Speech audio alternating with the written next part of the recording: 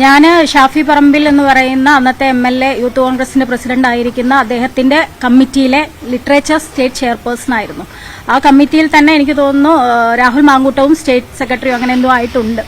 അപ്പോൾ സ്വാഭാവികമായിട്ടും എനിക്ക് ആ വ്യക്തിയെക്കുറിച്ച് ധാരണ ഉള്ളതുകൊണ്ട് തന്നെയാണ് ഞങ്ങളുടെ കമ്മിറ്റി കഴിഞ്ഞതിന് ശേഷമാണ് ഷാഫി പറമ്പിൽ കഴിഞ്ഞതിന് ശേഷമാണ് അടുത്ത യൂത്ത് കോൺഗ്രസിന്റെ കമ്മിറ്റി നിലവിൽ വരുന്നത്. അപ്പോൾ ശരിക്കും പറഞ്ഞാൽ ഉമ്മൻചാണ്ടിയുടെ ഒരു കാൻഡിഡേറ്റ് എന്നൊക്കെ പറയുന്നത് നമുക്ക് JS അഖിലൊക്കെ ആയിരുന്നു. അങ്ങനെ ഒരുപാട് യൂത്ത് കോൺഗ്രസിൽ തന്നെ കോൺഗ്രസിൽ നല്ല ഒരുപാട് ആളുകളുണ്ട്.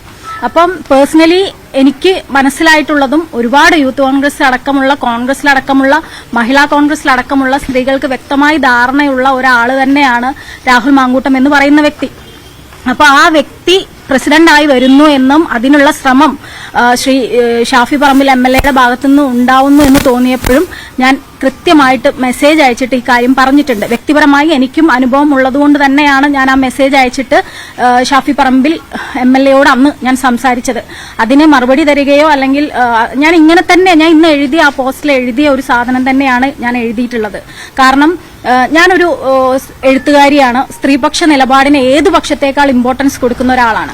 അപ്പോൾ ഒരുപാട് സ്ത്രീകളാണെങ്കിലും പെൺകുട്ടികളാണെങ്കിലും എഴുത്തിലും രാഷ്ട്രീയത്തിലും സിനിമയിലും ഒക്കെ വരണമെന്ന് ആഗ്രഹിക്കുന്ന ഒരു വ്യക്തിയാണ് ഞാൻ. അപ്പോൾ യൂത്ത് കോൺഗ്രസിൽ പൊതുവെ സ്ത്രീകൾ രാഷ്ട്രീയത്തിൽ കുറവായതുകൊണ്ട് ഇങ്ങനെയുള്ള ഇടങ്ങളിൽ നമ്മുടെയൊക്കെ പെൺകുട്ടികൾക്ക് വരണമെന്നുണ്ടെങ്കിൽ ഇവനെ പോലെയുള്ള ഒരാളെ നിങ്ങൾ പ്രസിഡന്റ് ആക്കരുത് എന്ന് ഞാൻ വളരെ വ്യക്തമായി പറഞ്ഞിട്ടുണ്ട്. നിങ്ങൾക്ക് ചോദിക്കാലോ, ഷാഫി പറമ്പിൽ ഇന്നിവിടെ ഉള്ള MP നമ്മുടെ കൂടെയുള്ള ആളാണല്ലോ, അദ്ദേഹത്തിനോട് ചോദിക്കൂ. അദ്ദേഹം നിരാകരിക്കുകയാണെങ്കിൽ അതിന്റെ തെളിവ് ഞാൻ കാണിക്കാം.